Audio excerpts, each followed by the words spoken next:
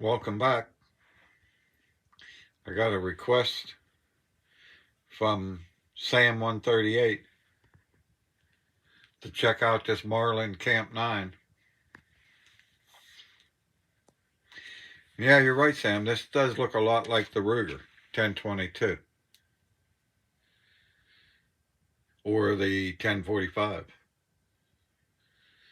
This is a 9mm 12 shot magazine fed rifle.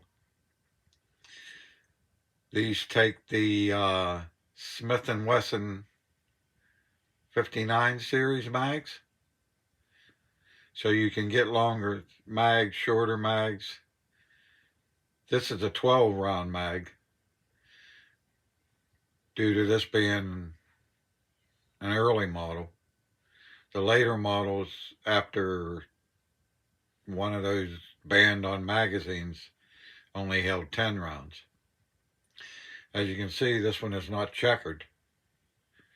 Your later ones were checkered. This one needs a good cleaning.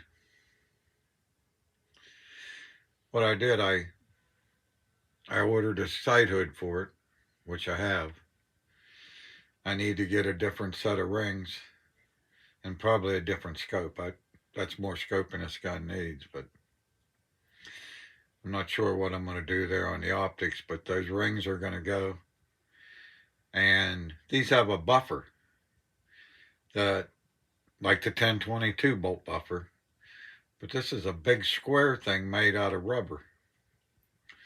It's big like the one for anybody have a Mac 11, they know about the Mac 11 buffers that go bad. This is about the same story. But Midway has a replacement buffer, and what's that spring company? JP Precision Springs sells a 16-pound spring instead of an 11-pound spring that actually cushions your bolt so it don't hit so hard on the buffer. If you got when your buffer goes bad, your stock will crack right back here. Your bolt will hit so hard your stock will start cracking right here and in here. Now you see this one don't have any. And I shot this, it seemed to work all right, but if you're going to tear it all down, do a major cleanup, why not change it? Make that update. This gun weighs a little over 7 pounds, maybe even closer to 8, because the receiver is milled from a solid piece of steel instead of aluminum. The mag well and the trigger guard is polymer, which it has a mag in it right now, but they're flush, you can't.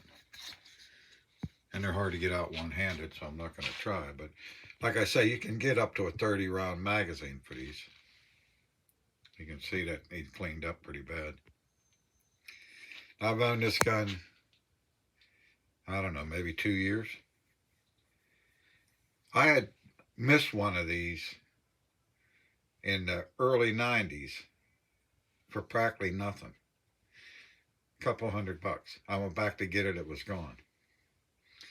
And I've been watching for one for years, and this one come along. A buddy of mine that had moved to Florida, excuse me, had 2 of these. By the time I got a hold of him about wanting one, he only had 1 left. And I didn't have enough cash. He actually gave it to me on payments. I made payments on this. Yeah, 2 payments. But I think I paid $700 for this. And I watched a video here a little bit ago from Nothing Fancy. He does a review on one of these. And he paid $500 for his 8 years ago. So I guess that wasn't a bad price. And like I say, I'm going to take this out of the stock, clean that stock all up, change that buffer and spring. It's filthy inside. But like I say, I run a couple mags through it. It seemed to work all right. Then I set it in here on the shelf and it got dusty. This is one of them guns they say there's really no use for because it's only a pistol caliber, and what do you really need a 9mm rifle for? Which sometimes I believe that's true, but I have a lot of guns that have no use. Those are the fun ones usually. And if you're collecting, you like to have an odd one, you know. They also make us in 45 auto, which I've never seen one. Like I say, I've seen one other 9mm and missed it. They call these the Camp 9, but it's also the Model 9, Marlin Model 9. Camp 9's like a nickname. Same with the Camp 45. It's probably Model 45. Like I say, I never really seen one. Around these parts, these guns were rare. I noticed, like, years before I started collecting, I started working. I went up the valley to a glass factory where most everybody went a mile down the road and worked in the steel mill, where my dad worked in the steel mill for 55 years or something like that.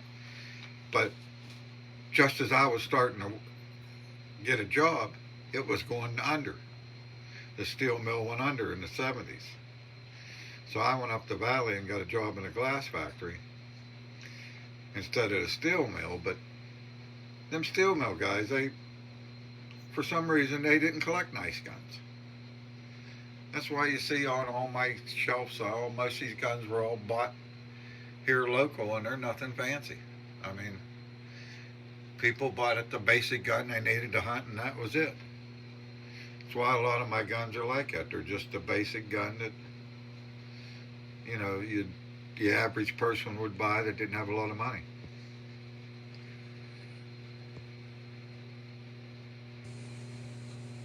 They say these look a lot like the Ranch 30 too, but I think they look more like the 1022. My next video coming up is going to be on this Cimarron copy of the Winchester 1897 pump action shotgun. This is a solid frame model, not the breakdown model. I had so many old ones of these that were bad, I just ended up bought one that I knew was going to work. Now, more on that later. I want to apologize for my video a little bit earlier. I did a little swearing. I've just been having a rough week. I guess everybody goes through them. But the wife's sick with that cancer, and me sitting around by myself a lot, worrying. Beginning of the year come around, all the co-pays were due on everything. I burnt my whole Social Security check in a week on medical bills and co-pays. I had planned on, I had 3 or 4 small things. I knew I had taxes to pay. I wasn't going to have a lot of money.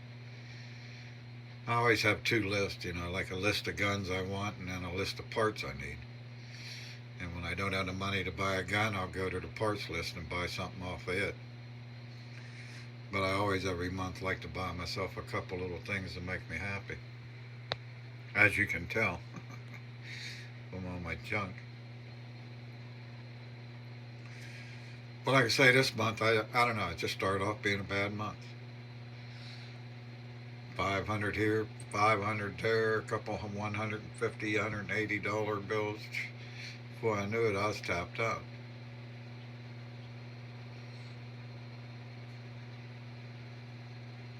And what did I buy? I didn't buy myself. I bought something. What the heck am I waiting for in the mail? Oh, water pump. I bought a water pump for my skid loader. So that was my big fun part for the month. Man, is that a bitch to put on. You got to slip your hands. There's a oil cooler almost right up against your fan. Near impossible to get in there and get it out. I've changed it on my buddy's machine. I've never changed one on my machine.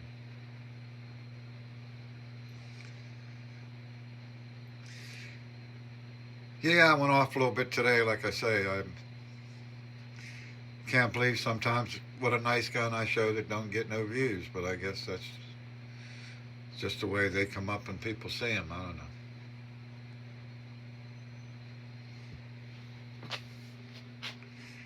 And like I say, sitting here alone all day while the wife's sick, I don't know. I guess it makes your mind wander and you get off on things sometimes that you shouldn't. I got a lot of good, a few guys give me some good advice. They saying, you know, they like my video, but my camera moves around a lot, which I know it does. I got a brand new bipod there.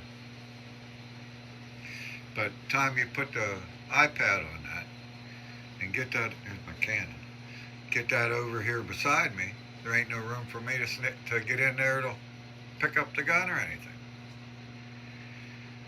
So I got to do some clearing around and make me a designated spot. Then again, I'm thinking, until I get 1,000 subscribers, I'm gonna, why tear everything apart and invest money if you're not going to be successful?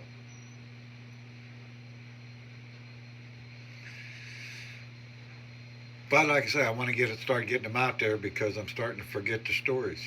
A lot of people say they like my stories on buying guns, and I got hundreds of them, hundreds and hundreds of stories. But now that I'm getting almost 70, I'm starting to forget a lot of them. I look at a gun and I can't remember where I bought it, and that's rare because usually I remember what I paid, who I bought it from, everything, you know. I want to get this all recorded while I still got a mind, I guess. Warm weather comes, people say I ought to do more shooting, but it's colder than heck out, and I don't have no rib cage. My right side rib cage, every rib's busted 2-3 times, and they're all interweaved together and stuck together with big hunks of calcium or something that grew around the broken ribs. So when it's cold, I just can't go outside and do nothing. I can't lift anything with my right arm. I had 400 guns and didn't shoot a gun for 10 years. That's how hurt I was. Imagine having that many guns and not shooting any in 10 years. Now, I bought guns in that 10 years and just opened up that door and set them in that room. That's why sometimes I find guns I don't remember buying, and sometimes I can't find guns I don't remember selling. Because over that 10 years, I was pretty sick.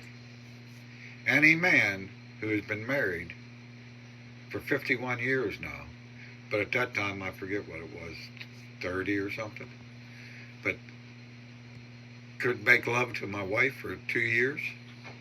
I was sick. I thought I was going to die. I still take medicine every day for it. That's why you don't see me handling the guns a lot, because I don't want to look clumsy because of my injury, you know.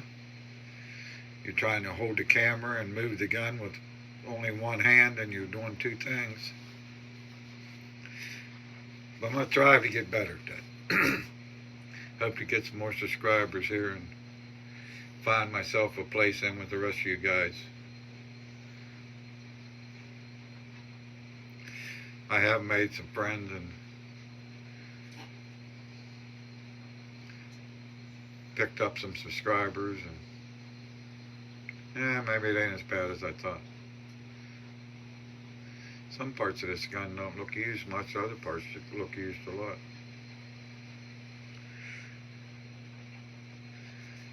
Alright, like I say, this gun's about, it's funny, it's about 8 pound and it's got about 8 pound trigger pull. I think there's probably springs you can buy to change that too. Alright, well hey Sam, I hope you liked the video on this. I didn't move it around a lot. Like I say, when you only got one good arm, and you're trying to, the gun is dirty, isn't it? Look at all the dust on it. That's a shame. These are fun guns. If nothing else, they're fun, even if there is no use for them. I'm going to order that buffer and that spring and a new set of mounts. And we're going to do this gun before the end of the month, I hope. I'm going to sit down the computer and order what I need, a set of rings and probably a bar or some blocks, buffer and a spring, see if I can get a later trigger spring while I'm at it. Like I say, I got that hood. They made them hoods solid and they made them with an opening. This gun took the solid one, and I think I have two of them. Alright, well, hey, that's my story, and I'm sticking to it. Everybody have a good day, and we'll catch you tomorrow on that Winchester, that copy of that Winchester over there. Hope everybody's having a good evening. Like I said again, I apologize for my swearing on my video this morning. I don't usually do that. Hey, everybody's entitled to have a bad day. That's my story, and I'm sticking to it. Good evening.